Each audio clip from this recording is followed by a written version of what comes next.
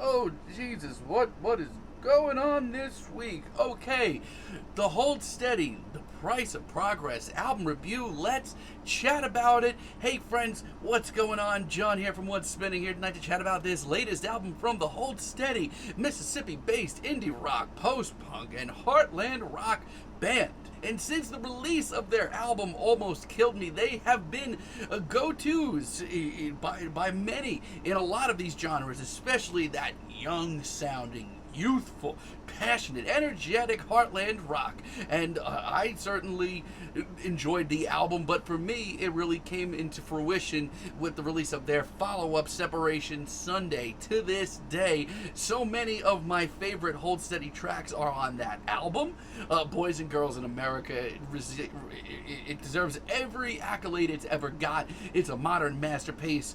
Go listen to it if you haven't already. And Stay Positive, which was my first Hold Steady album growing up, I still think that it's underrated. I think it's just as good as their previous two albums. Now, I did fall off with the band for a while. I'm going to be honest with you. Their Heaven is Wherever album, I thought was such a drop in quality that I thought I was listening to a completely different band. The energy was down, the songwriting was not as impressive, and their Teeth Dreams follow-up album I thought was even worse, and some of the band's worst material, so much so I completely wrote them off for quite some time. So much so, I did not even realize their Thrashing Through the Passion album came out, and I'm kind of pissed off that I did, and I didn't review it on this channel, mostly because I thought it was the band's best material in some time. I thought it was their Back to Basics album, and I thought that the majority of it was really good. Now, their last album, Open Door Policy, was okay. It was alright. I gave it a very average review on this channel at the time, and my thoughts on it still stand. There's some great highlights, but there's also some really lukewarm moments that made me worry that the band was slowing down to an extent. I did like, some of the singles leading up to this album, so I figured I would dive in, give it a review. Wow, what's going on here?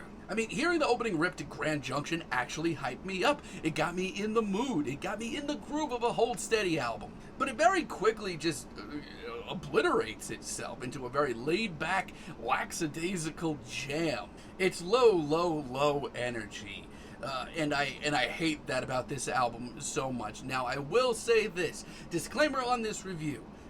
I'm not a fan of this album, but one thing that I will never, ever say is that Craig Finn is a bad songwriter. As a matter of fact, a lot of his storytelling on this album saves the very pieces of it that I do enjoy. But the spacey synths, this low-octane riff, and the low energy of everything else about this track just gets me out of the good mood that I was in. You may be able to jam on this track due to the storytelling and the lyrics alone, and if you do, I totally respect that and I get it, but for me, this is not the complete package. If this album had a little bit more pep in its step, I think I would enjoy Carlos's Crying a little bit more, but at this point in the album, I'm just not into this, once again, very laid-back, funky jam. And it's a shame because lyrically I am invested, and Craig's very quirky and charismatic performance does actually do quite a bit for me. But this ho-hum, extra sunny instrumental is rubbing me all sorts of wrong ways. Much like most of this album, Understudies does not do it for me either. I mean, I would absolutely kill for a good, peppy, heartfelt instrumental right now, but we're not getting that. This track is even lighter on the ears with almost some nods to classical, which I don't hate at the end of the day, but it's not a Hold Steady track. I mean, it's elegant and almost a little psychedelic at times, but it's way too gaudy for my liking. Lyrically, it is just as compelling, but I'm losing any energy that I already had as this album goes on. I don't know what happened here. But let me tell you, it's not like the Hold Steady can't put together a decent track this year. I mean, look at Sideways Skull. I heard this track as a single and I actually got pumped up for this album. For a few short minutes, everything is right. This is a wild-eyed, raucous rocker with a ton of heart and passion. It's got some grit to it. Craig's performance is damn near manic at times. This is everything I look for. The back-and-forth vocals, the intense visual storytelling. This track rules. Even the more stripped-down portion in the second half that dips into some warm rhythms seems to just fit the Hold Steady style so much better. I also do really enjoy Sixers. I mean, this track lands halfway through the album and I need a little energy, and I get it here. Following a string of absolutely abysmal tracks, just hearing a really heartfelt, positive sounding Heartland rock jam with great energy and soul to it, it just did me so well. There's so much passion here. This is a true blue Hold Steady anthem.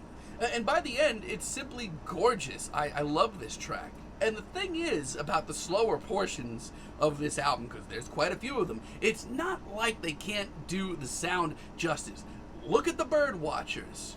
This is a much slower, weirder track, but it's actually done really tastefully. It's one of the bigger experiments here as Craig's vocals and storytelling kind of directs us through this very hazy, almost psychedelic instrumental. It's meditative, it's hypnotic, and it's really cool. It picks up just enough for the chorus to make this track an anthem once again, but it's done right. I mean, I love this track. This is a great out-of-their-wheelhouse moment that hits the nail right on the head. Not only that, but lyrically, it may be my favorite track here.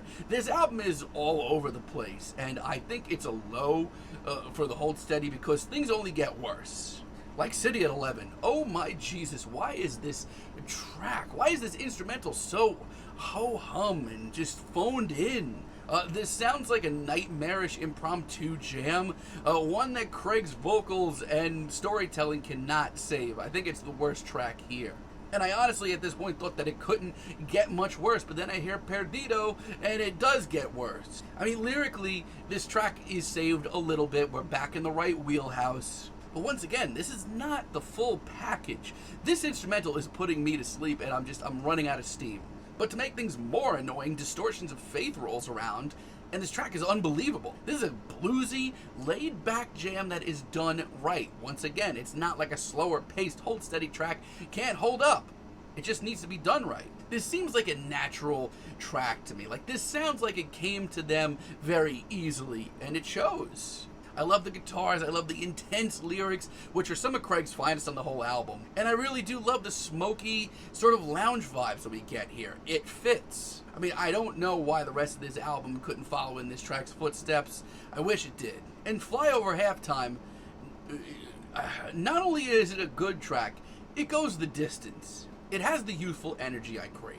It has the great storytelling. It has the cohesive performances. It's special. It's everything that I've ever loved about the Hold Steady. I don't know where it's been hiding this entire time, but let me tell you, somehow, some way, this is by far the best track on the album. It only took so long to get here. This album is really all over the place. Not to say that there aren't really classy, well-wrote, well-performed tracks from the Hold Steady on this album. There are a handful of really great tracks. The problem is over half of the album is some of the most low-energy, lackadaisical, and phoned-in stuff from the band that I've heard in years, dare I say ever. It is a mixed bag.